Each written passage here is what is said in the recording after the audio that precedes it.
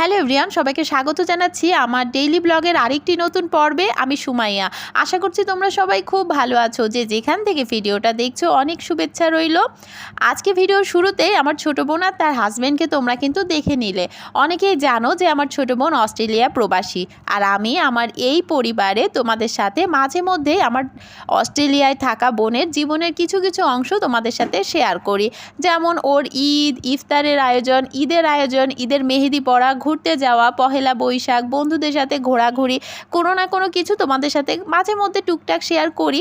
আর ও আমাকে ভিডিওগুলো করে পাঠায়, তার সাথে কিছু কিছু ইনফরমেশনও দিয়ে দেয়। তো সেই রকমভাবেই এই ভিডিওটা পাঠিয়েছে, তো তোমাদের সাথে আজকে শেয়ার করলাম। এর আগে পহেলা বৈশাখের ব্লগে প্রবাসী বাঙালি পরিবার থেকে আপু কমেন্ট করেছিলে যে ক্যাঙ্গারু দেখাও। আজকে তোমাকে আমরা সেই ক্যাঙ্গারু দেখানোর একটু চেষ্টা করলাম। তো এখানে ক্যাঙ্গারুগুলো অনেক দূরে, ওরা গাড়ি থেকে ভিডিও করেছে। আসলে এখানে পশু পাখিগুলো সব ছেড়ে দেওয়া, তো গাড়ি থেকে নেমে কাছে গিয়ে ভিডিও করা খুব একটা নিরাপদ না। আসলে ওরা তো অভ্যস্তও না যে এইসব প্রাণীর কাছে কিভাবে যেতে হয়, কখন আবার কোন দিক থেকে কে আক্রমণ করবে, এই ভয়ে আর কি ওরা দূর থেকেই কিছুটা ভিডিও করেছে। এটা অস্ট্রেলিয়ান বোটানিক্যাল গার্ডেন, সকালবেলা থেকে খোলা থাকে আর কি। তো দুপুরের পরে মানে সন্ধ্যার আগে আগে গেলে ভালো দেখতে পাওয়া যায়।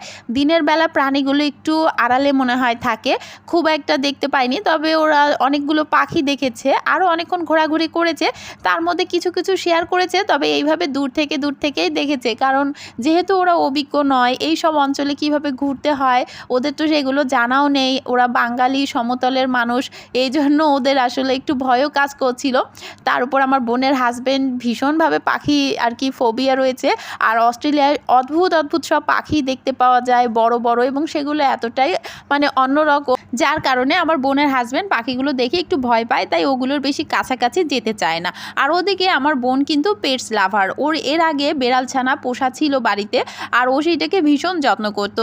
এখনও যে কারো পোষা কুকুর ছানা, বেড়াল ছানা থাকলে কিছুক্ষণের মধ্যেও সেইটাকে আদর করে নিজের বশে করে নিতে পারে, একটুও ভয় করে না, বা ওর কোনো অসুবিধা, বিব্রত, দ্বিধা কিছুই কাজ করে না। কিন্তু ওর হাজব্যান্ড তো ঠিক তার অপোজিট। তাই প্রকৃতির কাছে, পশুর কাছে, গাছের কাছে আমার বোন ভালো ছিল, তার ভালো লেগেছে, এই সবই সে জানিয়েছে যে ও সারাদিন ঘুরেছে এবং অনেক মজা হয়েছে। আর কিউট প্রাণীগুলো দেখে ও খুব এনজয় করেছে। আজ এ পর্যন্তই বন্ধুরা, ভালো থেকো সবাই, টাটা।